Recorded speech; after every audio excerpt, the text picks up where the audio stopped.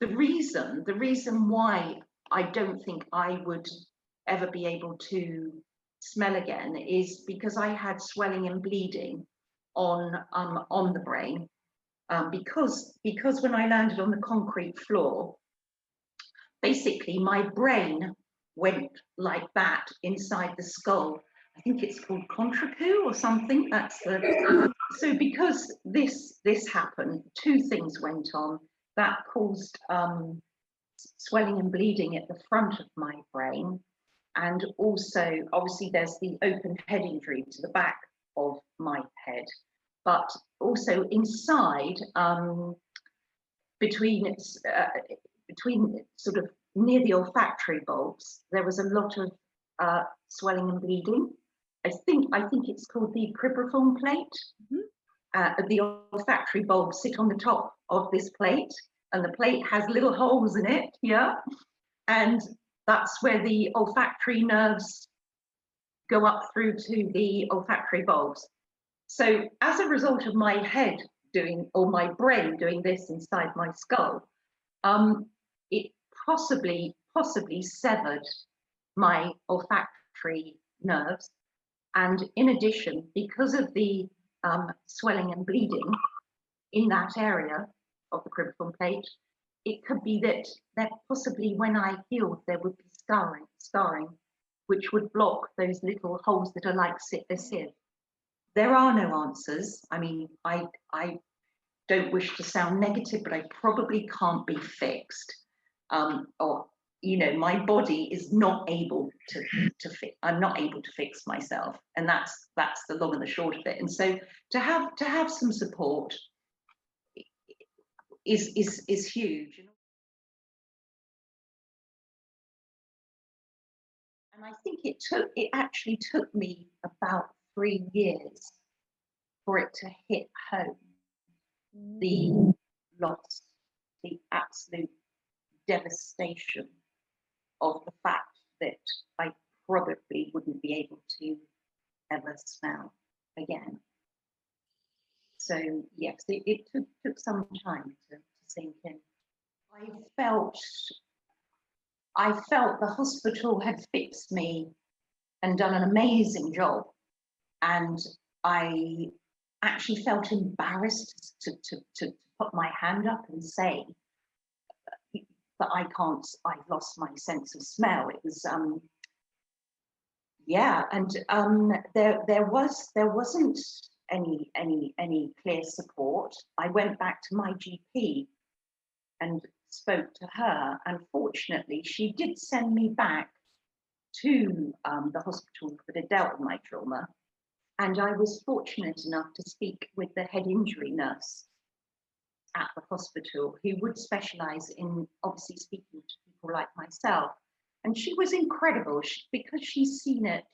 Obviously, she's seen the stories, she's seen the patients, she's heard so much before. She gave me the time of day and listened and had a huge amount of empathy for what I was going through. And I guess that was a huge step forward for me, because I felt there was no support, there was no help. And to find somebody who began to understand what it might be like was huge. And it was this lady who suggested to me to treat or to look at my anosmia as to treat it as a form of bereavement. And it was such a relief that all the psychological sort of turmoil that had gone on in my head over this loss, I had suddenly met somebody who understood, and that was incredible. And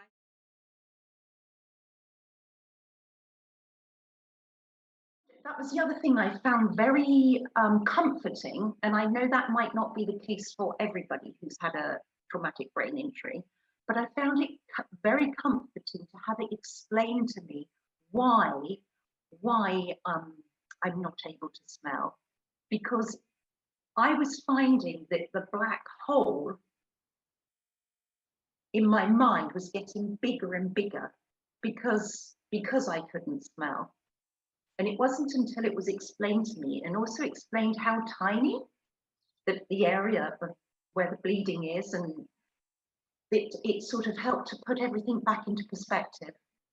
So I think that's something, and that's why I sort of wanted to mention it, is all part of, yes, there's a lot of psychological support needed, and also perhaps the technical explanations. We need reason. If we have reason, you can sort of take it on board from a psychological angle, and learn to sort of speak to yourself about it and deal with it. And that then allows you to move on your journey of acceptance and recovery.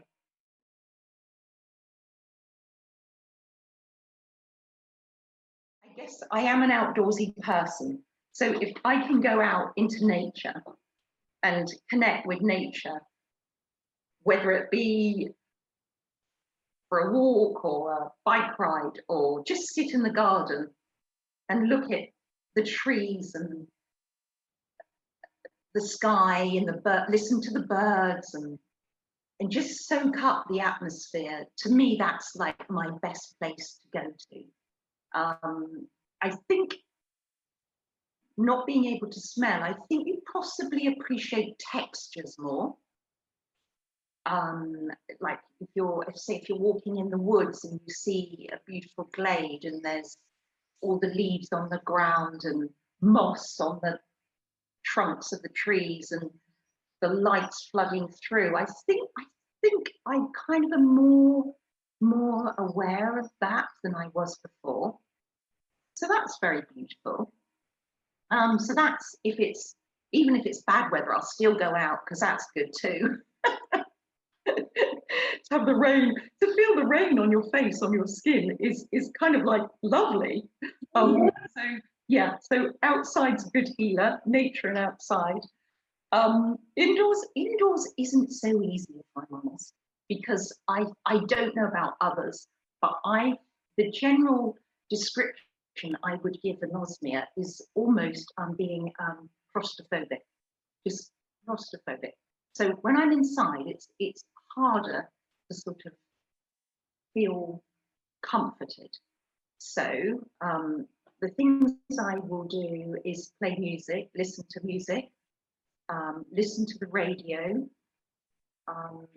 If it's in the evening, I might listen to TED Talks or YouTube clips to keep my brain entertained and occupied, so I don't start to feel sad that I'm not smelling things.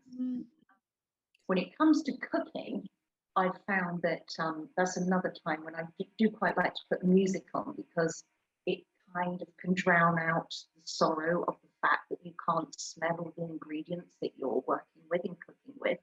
And I've noticed that when I prep food now, and with the chopping board and the knife, it's almost a therapeutic experience, because I'm slicing it really neatly and nicely, and I can feel the pepper or the vegetable, whatever I'm working with. I guess I look at it, I cook with my eyes, and I'm more aware of the texture of things. And one other thing that I don't know if you would have experienced this, Chrissy, but if I'm in bed and it's in the middle of the night, and if I wake and it's pitch dark and there's no sound because it's just so quiet, I can go into sheer panic, absolute sheer panic, because I'm not able to sense where I am. Like, I guess if I could smell, that would anchor me down, and I'd be like, oh yes, you're in your bed on the pillow and da da da da. But because I don't have that, there is an absolute sheer panic that can still happen. And what I tend to do is find the corner of my pillow and just smooth that, and it just really calms me, and it feels so beautiful. And I found that very comforting. I think also, say if I smooth my arms, that feels more comforting than possibly I would have experienced if I could smell. and say if I have a shower, the water on my skin is just phenomenal, beautiful. So I think in time, it's been 10 years, but I think your brain kind of, it gets used to the fact, the disappointment that it's not receiving the smell messages, but then it finds other ways of filling that gap, that space, that loss. Going back to me, I guess I'd say, yeah, it's going to be kind to yourself, be very kind to yourself. Head injuries do can take a long time to heal, and a bit like anosmia, it's invisible. So you may look absolutely just like you did before, but inside there's still some adjustments being made, and that can take, you know, a year, 2 years, or like even now, I do feel I'm still adjusting, and I will for the rest of my life. So to be, yes, to be kind, and also to look after yourself, it's really important. And I mean, this is for anyone, but it's so important to um, have your sleep, which I think I've mentioned before. When you have a head injury, that one of the things was that I wanted to sleep a lot more, which was part of the recovery. I think it's important to, even if you can't smell and taste food, to obviously eat really well, to look after the vessels that we're in, and to enjoy life as much as you possibly can. If you want to have a good old cry, have a good old cry, because it is all connected to our emotions and our well-being. And sometimes the only thing for it is to have a good old cry, let it all out.